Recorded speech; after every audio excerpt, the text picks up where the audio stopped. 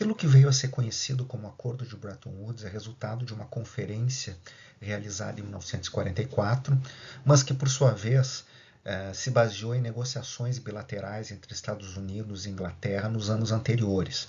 Então, o contexto é o contexto que se segue à crise de 29, é uma década de muita instabilidade, em plena Segunda Guerra Mundial. Essas fotos registram parte dos atores principais envolvidos nessa discussão. No quadro de cima, nós vemos o negociador pelo lado da Inglaterra, o economista John Maynard Keynes, já a essa altura a principal referência da área internacionalmente. Do outro, o servidor de carreira do Tesouro dos Estados Unidos, Harry Dexter White. Embaixo nós vamos observar a delegação dos Estados Unidos, assim como o presidente dos Estados Unidos, Roosevelt, e o seu secretário do Tesouro. O que esse acordo fez? Ele estabeleceu um conjunto de parâmetros e criou novas instituições que tinham por objetivo estabilizar o sistema monetário e financeiro depois da Segunda Guerra Mundial. A criação do FMI, do Fundo Monetário Internacional, de um regime de câmbio fixo em que as moedas dos demais países signatários desse acordo, dentre eles o Brasil, teriam suas taxas de câmbio fixas em ouro ou uma moeda conversível em ouro. Na prática, fixa em termos do dólar. Os Estados Unidos mantinha sua moeda fixa ao ouro e os demais países suas moedas fixas ao dólar. Para viabilizar esse regime de câmbio fixo, evitando problemas ou tentando evitar problemas iguais aos que havia na época do padrão ouro, de ajustes deflacionários, o FMI surge para realizar empréstimos de curto prazo para países com dificuldades de balanço de pagamentos. Então, se aqueles países com déficit usualmente seriam forçados a desvalorizar suas moedas, ao invés de desvalorizar as moedas para manter o regime de câmbio estável, o FMI entraria como um financiador. Isso muda todo o modelo de financiamento das transações internacionais para governos que antes se baseava em empréstimos somente com bancos privados. Surgem instituições oficiais multilaterais para tanto. O Banco Mundial, por sua vez, é criado para a reconstrução, créditos de longo prazo. E o câmbio fixo, ele vem num bojo de uma série de outros elementos que tinham por objetivo, por um lado, estabilizar a taxa de câmbio depois de um período de mais de uma década de muita instabilidade, a partir da crise de 29. Também reestabelecer condições para que as moedas se tornassem conversíveis novamente no plano internacional, porque o conjunto de controles e regras que foram criados a partir dos anos 30, elas foram diminuindo ou eliminando essa conversibilidade. Então, a ideia de ter uma recuperação, uma ampliação do comércio global passava por permitir com que as moedas fossem livremente trocadas. Nada disso ocorreu imediatamente, como nós vamos ver, mas eram os elementos mais gerais desse acordo. Aqui nós trazemos duas versões do mesmo livro, editado recentemente, nos anos 2000, final dos anos 90, anos 2000, que envolve a biografia realizada por Robert Skidelsky, Lord Robert Skidelsky, professor em Warwick, e que versa sobre a vida do Keynes e a obra do Keynes. O último volume trata dessa fase depois da teoria geral e que vai até 1946, ano em que o economista britânico vem a falecer. Keynes, maior economista vivo naquele momento, talvez um dos maiores da história, e ao mesmo tempo uma importante figura do establishment da Inglaterra, que foi colocado na liderança do processo de negociação de acordos bilaterais financeiros com os Estados Unidos e do desenho do que viria a ser a ordem financeira internacional no pós-guerra. Lembrando que essas conversas estão ocorrendo no momento ainda em que a guerra estava acontecendo no início dos anos 40. O detalhe dos dois livros é que em uma edição, que é a edição britânica, o subtítulo diz Keynes lutando pela Bretanha. A edição internacional fala Keynes lutando pela liberdade. Por que essas diferenças e o que pontuar aqui? As diferenças têm a ver com que o modelo vislumbrado pelo Keynes para o pós-guerra significaria criar uma moeda internacional, que ele vai denominar de Bancor, que seria uma moeda de conta de uma espécie de banco central internacional. E esse banco central atuaria no sentido de garantir que excessos de superávit de alguns países fossem permanentes e déficits de outros países fossem financiados. Dessa forma, garantindo também com que os países pudessem buscar políticas de pleno emprego sem gerar ajustes deflacionários ou sem precisar desvalorizar suas moedas. Esse Bancor não seria uma moeda de uso privado, de contratos. Dentro das economias, os países adotariam as suas próprias moedas. Internacionalmente, as transações seriam realizadas em Bancor para compensação entre os países, cujas contas para cada país, essas contas seriam administradas por essa Clearing Union, que seria essa espécie de banco central, que poderia emprestar recursos para os países deficitários e cobrar juros sobre o excesso de poupança dos países superavitários. Esse modelo tinha claramente a intenção de abrir espaço de financiamento e criar policy space, espaço para a realização de política econômica em países que certamente sairiam da Segunda Guerra Mundial destruídos e endividados e com déficits persistentes nas contas externas, caso da Grã-Bretanha. Então o Keynes está olhando para essa realidade, tentando desenhar um sistema que corrigisse a saída da Primeira Guerra Mundial, que foi uma saída complicada, com o Acordo de Versalhes, com dívidas, e ao mesmo tempo criasse condições para que os países mais penalizados por ajustes deflacionários, os deficitários, tivessem condições de fazê-lo. Nos marcos em que a economia dos Estados Unidos não havia sido afetada pela guerra, do ponto de vista da destruição física, e era o grande país superavitário, a maior economia do mundo, e às vésperas de se tornar o maior credor do mundo. Então, isso que poderia ser tido como um desenho geral para o mundo, tinha também um viés de um interesse específico de preservar o Império Britânico. O contexto, para além da guerra, em que o Acordo de Bretton Woods foi feito, é a memória recente de 2 décadas de muita instabilidade. No fundo, a primeira metade do século XX, entre a Primeira Guerra e a Segunda Guerra Mundial, nós tivemos 2 grandes guerras, a crise de 29, na Europa, antes da crise de 29, a hiperinflação em vários países, a instabilidade monetária e financeira. Então, aquela ideia de uma economia globalizada, sobre uma ossatura institucional de natureza liberal, mercados autorreguláveis, tudo isso vai desmoronando aos poucos, particularmente na década de 30. E a resposta será a ascensão de regimes antiliberais, quer seja já o regime soviético consolidado, depois da Revolução de 17, quer seja a ascensão do nazifascismo, de outras formas totalitárias, na década de 30. Então, essa junção de elementos, da qual o desemprego em massa depois da crise de 29 e a inexistência de mecanismos teóricos de política econômica para enfrentar aquele tipo de crise. Inclusive, predominava a visão de que as recessões eram positivas, porque eliminariam a ineficiência da economia e as empresas que sobrevivessem seriam as mais fortes, desde que se permitisse o sistema de preços, queda de preços, realizar o seu ajuste. A questão é que os preços estavam em queda e o desemprego subindo. Então, o desenvolvimento da própria teoria geral para mostrar a possibilidade de ocorrência de desemprego estrutural nas economias e da atuação contracíclica do Estado e do papel do Estado ativo para preservar o pleno emprego no longo prazo, estabilizando a formação bruta de capital fixa, os investimentos. Então, a memória dessa instabilidade foi muito forte. Taxas de desemprego entre 20% a 30%, pessoas passando necessidade, passando fome, e essas pessoas vão ser a base política dos movimentos antidemocráticos, antiliberais, particularmente do nazifascismo. A guerra destruiu a Europa, literalmente. Vocês veem imagens aqui da destruição em Londres, em Dresden, na Alemanha. Então, uma guerra realmente que muito intensa, que provocou um trauma muito grande, depois de uma Primeira Guerra Mundial que fora igualmente destrutiva.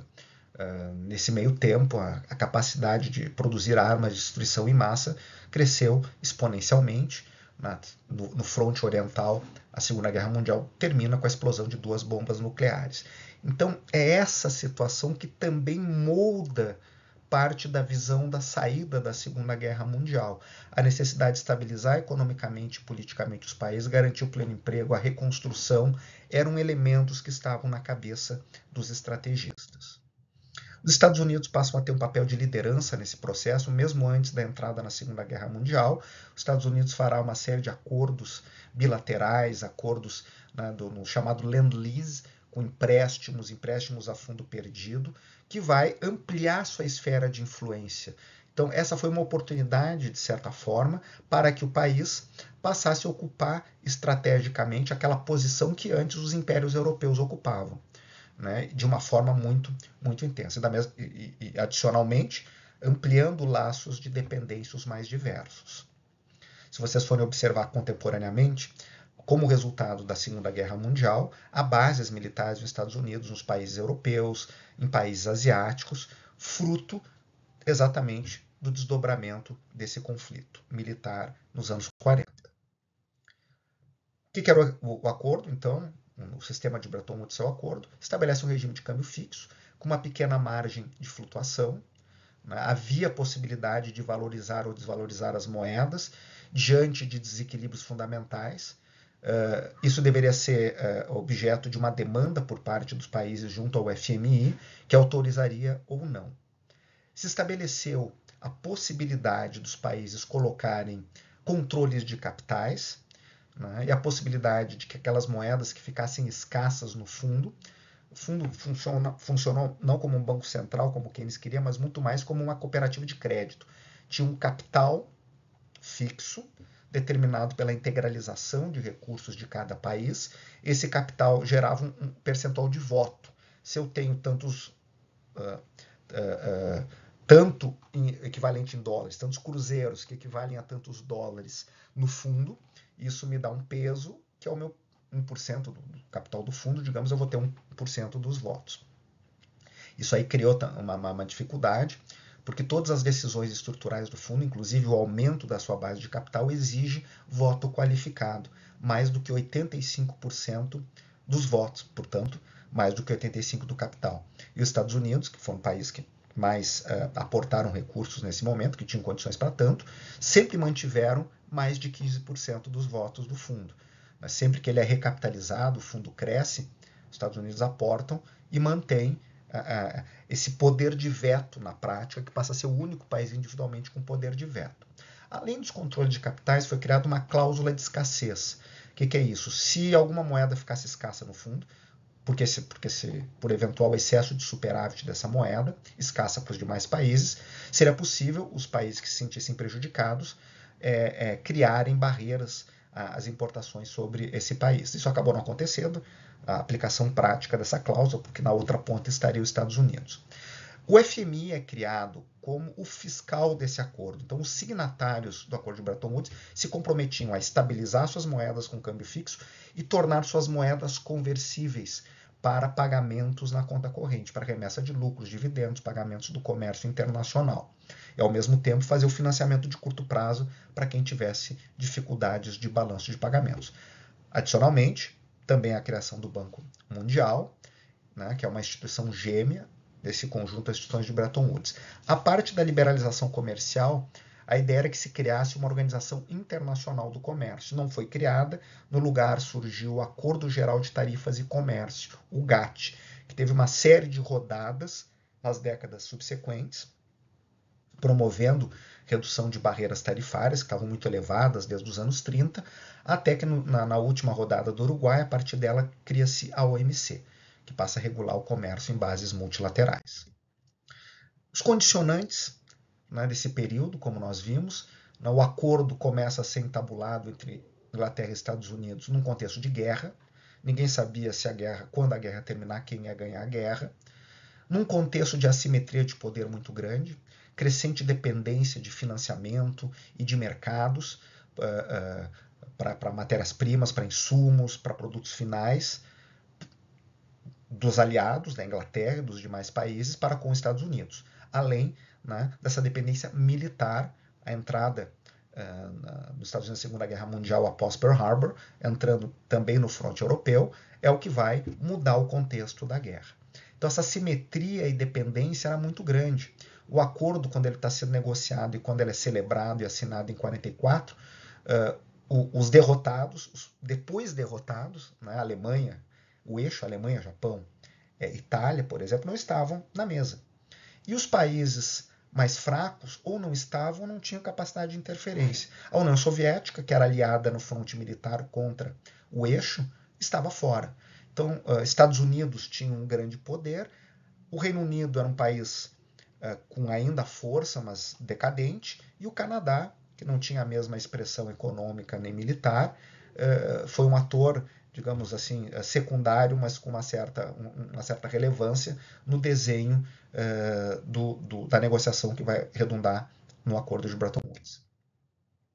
A decadência britânica era um processo de longo prazo, a Inglaterra ainda era um país importante, o Reino Unido ainda era um país importante enquanto a sua influência ainda era um império, a Índia só vai deixar de estar sob o controle direto do Reino Unido depois da Segunda Guerra Mundial, então parte do seu império ainda existia, e aonde a Inglaterra não mais era metrópole, as ex-colônias, né, havia uma influência por meio da Commonwealth.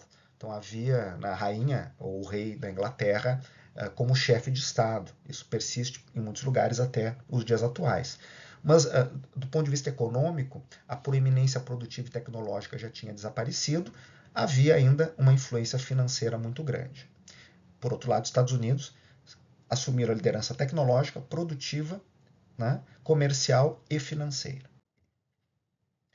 Os negociadores dos Estados Unidos queriam evitar os erros da Primeira Guerra Mundial, quando os Estados Unidos, na prática, não participaram da Liga das Nações, né, da tentativa de acordos multilaterais, né, a busca por organizar as instituições multilateralmente, né, e tentar acabar com os controles sobre comércio. Não estava claro para esses estrategistas que a União Soviética, que era a principal ou uma das principais aliadas no enfrentamento ao nazifascismo, seria a principal adversária nos marcos da Guerra Fria. A Guerra Fria só se explicita posteriormente. Se consolidou depois da crise de 29, nos marcos do New Deal, do governo Roosevelt, a partir de 33, uma visão de que os bancos são fonte de instabilidade. Então, a regulação financeira muito forte dentro dos Estados Unidos passa a vigorar também com a possibilidade de controle de capitais nos marcos do Acordo de Bretton Woods. E essas negociações nos Estados Unidos, né, havia dois setores.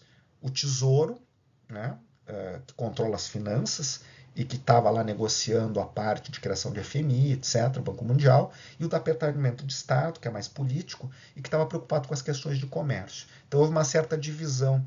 O Departamento do Estado cuidou da parte da OMC, do GATT, a questão financeira ficou no FMI, no Banco Mundial, mas temas transversais como o câmbio ficaram pendurados de um lado, afetando o outro, no caso, pendurados no FMI. Estados Unidos ainda tinha uma força grande de isolacionismo, cada vez menor, mas era importante, e alguma visão anti-Estado. Então, tudo isso implica um conjunto de negociações no Congresso dos Estados Unidos, sempre muito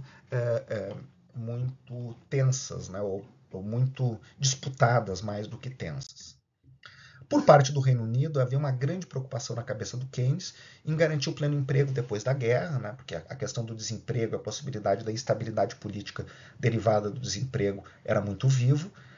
Eles queriam manter certas vantagens comerciais e não tornar a libra conversível, e era algo que garantia uma competitividade artificial, uma reserva de mercado, né, para a produção inglesa em países como Índia e países da Commonwealth. E queriam que a libra continuasse sendo uma moeda de reserva importante na cabeça deles, no mesmo nível do dólar. Só que a realidade objetiva já não mais deixava. Em comum, nessa ideia de utilizar as instituições multilaterais, por outro lado, subestimaram os custos da reconstrução e a possibilidade, né, de arranjos bilaterais, como o próprio Plano Marshall virá a ser depois, né, depois do Acordo de Bretton Woods, por parte dos Estados Unidos, bilateralmente com países, ou arranjos regionais. E o tamanho da instabilidade era muito grande. Notem que quando eu estabeleço um sistema em que os países devem fixar suas moedas ao dólar, não mais ao ouro, esses países precisam ter reservas em dólares. Né? Senão isso é impossível. Para ter reservas em dólares, eu tenho que exportar para os Estados Unidos mais do que eu importo. Ou eu estou recebendo capitais por parte do governo dos Estados Unidos ou das empresas e investidores dos Estados Unidos que estão trazendo recursos para cá. Essa condição não estava dada na saída da guerra. para a maior parte dos países do mundo. Os países europeus, principalmente, foram destruídos, não tinham capacidade de exportação. Pelo contrário, eles precisavam importar matérias-primas, máquinas, equipamentos para sua reconstrução e importar dos Estados Unidos. Então não havia dólares suficientes para manter reservas, o que cria instabilidade nesse primeiro momento. Quando esses países se recuperam e começam a ter capacidade de acumular reservas em dólares, alguns deles vão exceder as expectativas e vão ter desempenhos muito favoráveis. De tal sorte que lá nos anos 60, a partir do final dos anos 50 e nos anos 60, o volume total de reservas em dólares no mundo passa a exceder o equivalente em ouro por parte do Banco Central dos Estados Unidos. Se os bancos centrais do mundo e outros grandes investidores viessem exigir a troca dos seus ativos em dólares por ouro, a cotação de 35 dólares a onça de ouro, isso eu estou falando nos anos 60, o Fed não tinha ouro suficiente. Então isso também criou um outro tipo de problema de pressão sobre o sistema, que vai redundar no abandono do câmbio fixo do padrão ouro no começo da década de 1970.